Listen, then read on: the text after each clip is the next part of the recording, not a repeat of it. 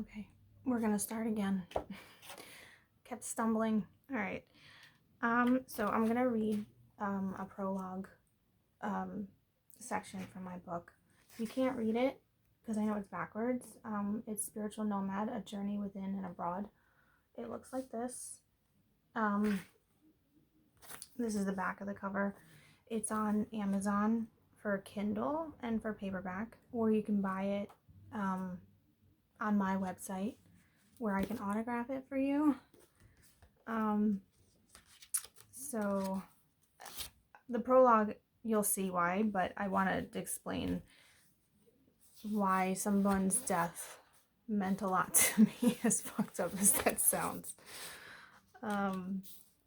So with the prologue, I have little quotes here, and then each chapter has a quote that kind of signifies a little bit of like the theme of what I'm going to talk about. So I'll read this to you. So what was once a dead man's journey has now become my own. There was an old house with exposed brick and blue shutters with a big sign of estate sale in the front lawn.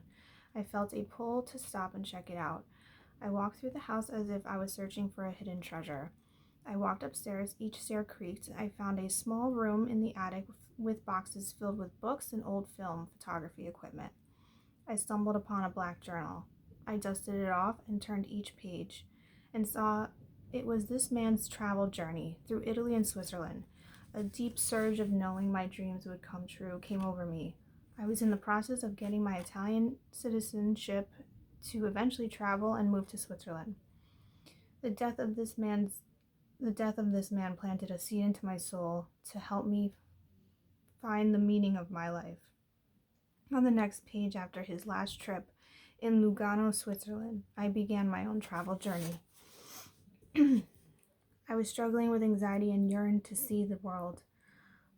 I received a surprise opportunity for a solo trip to Europe, which crumbled the world I hid behind. I grew confident in letting my voice be heard, and made a promise to myself to go to Europe again the following year and stay longer this time. I came back to the United States a new person, ready to conquer more of my fears and continue to see the world. Unfortunately, life threw me a curveball when I experienced a traumatic event with my brother that shook me to my core. Anxiety took over, and I found it difficult to find the strength to go on, and I questioned everything. I struggled to leave the house, and my fire for traveling was slowly burning out. As I began to emerge from a dark place and embark on a journey within to love myself again, I learned to embrace my anxiety. I lusted to find love and feared no one could love a traveler. I welcomed the lessons of life had to offer, the good, the bad, and the ugly. In high school, I was the quiet girl. People knew who I was, but I chose to stay quiet. I would even play a game with myself to see how long I can go without speaking. Looking back on it, it was a way of meditation. There were some instances where teachers would mark me absent, even though I was sitting there in plain sight. My mind was filled with racing thoughts and opinions, but I would never voice them because I cared too much about what other people thought. The only place where my voice was loud and heard was in my writing. Everything changed when I took my first trip to Europe. It was a tour with an organization called People to People, where we spent 20 days traveling through 6 different countries. After the People to People trip, I broke out of my shell. I became more outspoken and confident. I was slowly becoming more like the real me. In Europe, I was challenged with being outside of my comfort zone on a daily basis. I was in places where I didn't know the language or the culture, and I was surrounded by people I didn't know. I became fascinated with being unrecognizable. Visiting each new place was a chance to start over, be reborn. It forced me to break out of my shy girl persona a little more each time I traveled. I wanted to talk to people and find out who they were and where they came from. I wanted to know everything about their culture. I was hooked. I promised myself the next year as a graduation gift to myself, I would backpack through Europe for 2 months alone. I was graduating high school, confused and not sure what I wanted to do with my life. Enamored with the endless experiences and lessons I gained from traveling, I had an internal fire pushing me towards something. My father, of course, was not keen on the idea of his 8-year-old daughter backpacking alone around Europe. I understood his concern, but I was adamant about going. Ultimately, my cousin Mike decided to come with me because he too always wanted to do a Euro trip. We spent 2 months traveling through Europe by train, not having a clue about what we were going to get ourselves into. This book is broken up into 12 chapters, each corresponding with a trip I've taken and the life lessons it's taught me. The goal of this book is to show you anything your heart desires can indeed come true, despite some bumps in the road. When your heart and soul are the driving force, you have to listen to them. Let your inner compass guide you. With hard work, dedication, and a little bit of faith, I know your dreams can come true. My hope for you is to gain insight, confidence, and inspiration to do what you love. If you stop even for 1 second while reading this book and think maybe it can happen, then I've done my job. We are not bound to anything. The opportunities are limitless, and when you take the first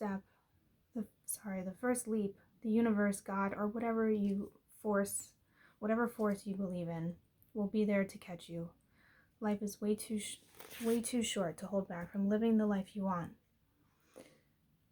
I am deeply grateful for every travel experience I've embarked on. Each trip has challenged and molded me, giving me the greatest gift I could receive: growth. I still continue to travel today, and I will never stop.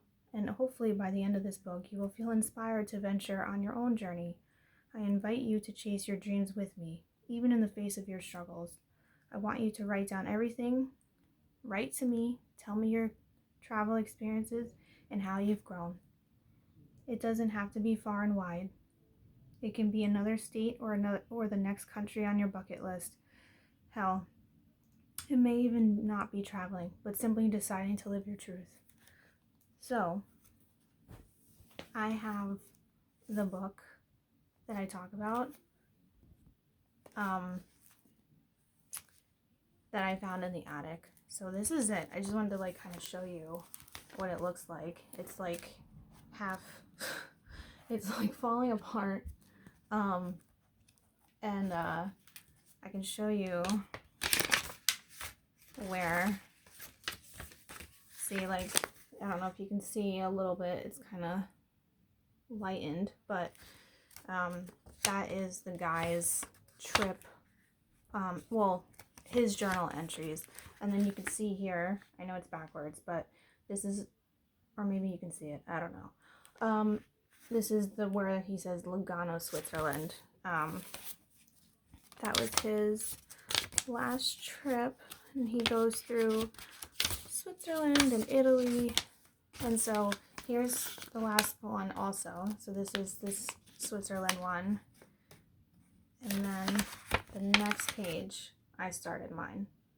So as you can see, it's all filled, and it's fucked up because here's a travel story. So I actually don't remember how it got wet, but this whole, it might have been the day where it was raining. I don't remember. It might have been a travel day.